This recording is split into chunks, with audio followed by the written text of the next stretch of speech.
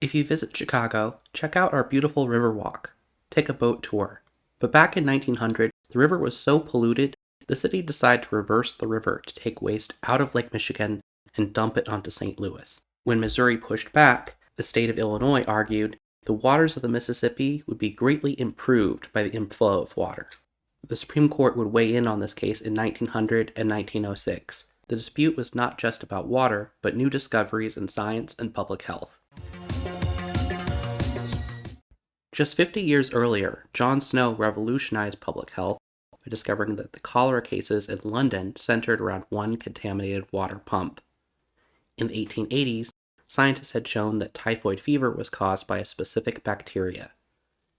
Typhoid and cholera were both issues in 19th century Chicago. There was no major epidemic, but after storms, runoff could come uncomfortably close to the drinking water intake in Lake Michigan. At the turn of the century, papers were buzzing with new microbe discoveries. In 1899, an inventor talked about destroying microbes with an electric current. Others imagined a world where microbes became a household servant, a pet, producing new foods beyond cheese. This was before milk and butter were pasteurized. Truly, these were very early days for public health. During this decade, American cities were introducing water filtration and underground sewers. Water chlorination would first arrive in the US in 1908. With so many cities changing, why are we talking about Chicago? Reversing the river put two states, Illinois and Missouri, into conflict, so this could only be resolved by the Supreme Court. In January of 1901, Justice George Shiras Jr. delivered the majority opinion in Missouri v. Illinois and the Sanitary District of Chicago. Illinois had argued that they could take the case away from the Supreme Court for a special commission. Shiras was not impressed. He wrote a long history of the Supreme Court's role in state disputes, even quoting from the documents which preceded the Constitution, the Articles of Confederation. When it comes to public health, contagious and typhoidal diseases introduced in the river communities may spread themselves throughout the territory of the state. Shiras cited Chapman v. Rochester, an 1880s case where a city was stopped from discharging sewage. Illinois would need to answer the case directly on its merits. In Illinois' response, they claimed a right to be heard by a jury. This had only occurred once in Supreme Court history in 1794. Would the Chicago case bring it back? Instead, they decided to argue on the science. Chicago's Sanitary District President, Alexander J. Jones, argued that water would be purified by oxidation during days on the river between Chicago and St. Louis. Later in the year, Jones would travel to Baltimore and Paris to study their sewer systems and collect evidence for his case. Smaller cities were building large wastewater tanks, but Chicago couldn't possibly hold all of their water. Both sides hired dozens of scientists to collect evidence and to explain the new science to the Supreme Court. Chemists and bacteriologists across the country watched the case intently.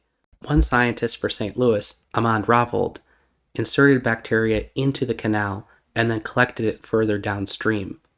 Until the 1950s, this bacteria was commonly used as a tracer because it was a reddish color.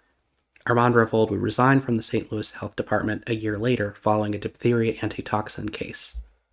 In 1903, Chicago scientists began using studies of typhoid in the river, suspended inside of parchment packets.